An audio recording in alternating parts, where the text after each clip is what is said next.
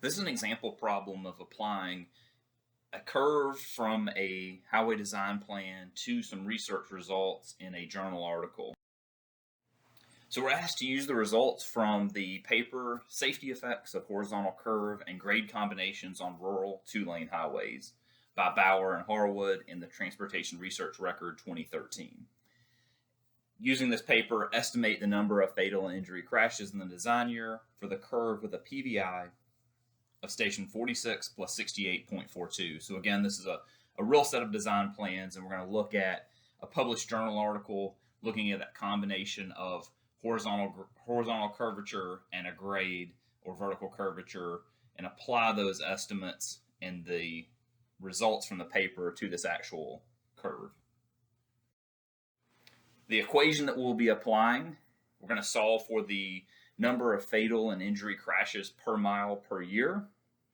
And this is equal to, it takes the exponential form, e to the power of, starting with our regression coefficient, b sub 0 plus b sub 1 times the natural log of the vehicles per day average annual daily traffic, plus our b sub 2 multiplied by 5,730 divided by the curve radius in feet, multiplied by the algebraic difference in grades, multiplied by our binary variable of whether or not there's a combined vertical and horizontal curve or not.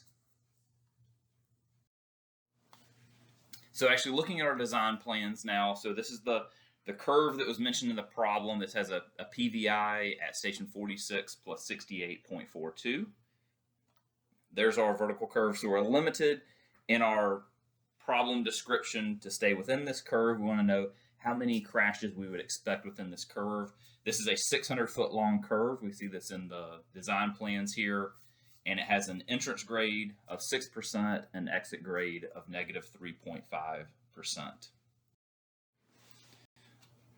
Looking now at the horizontal component of this, where there's a vertical curve, there is actually also a horizontal curve. So we have this combination of horizontal curve and vertical curve at the same location. They're overlapping each other. We've got characteristics of this horizontal curve. It has a length of 546.1 feet, a radius of 850 feet, super elevation at 4%, and a design speed of 45 miles per hour.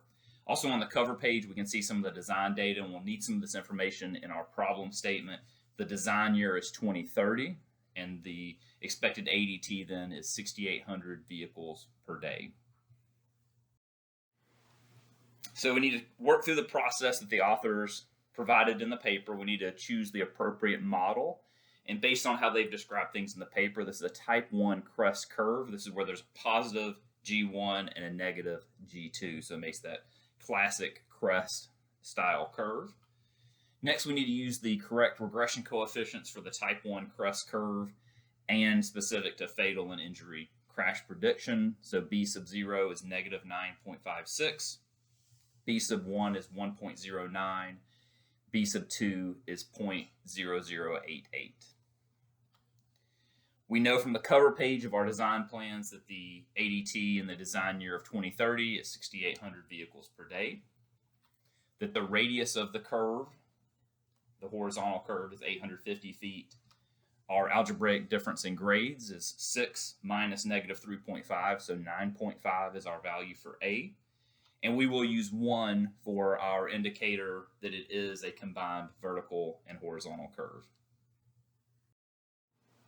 So now we're going to take all our variables and start plugging it into our equation. So here's the baseline equation provided by the authors.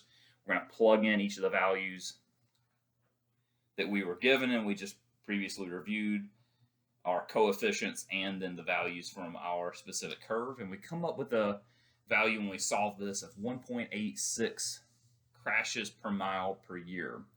Now, we also know we were only looking for the number of crashes on our curve, and that vertical curve was only 600 feet long.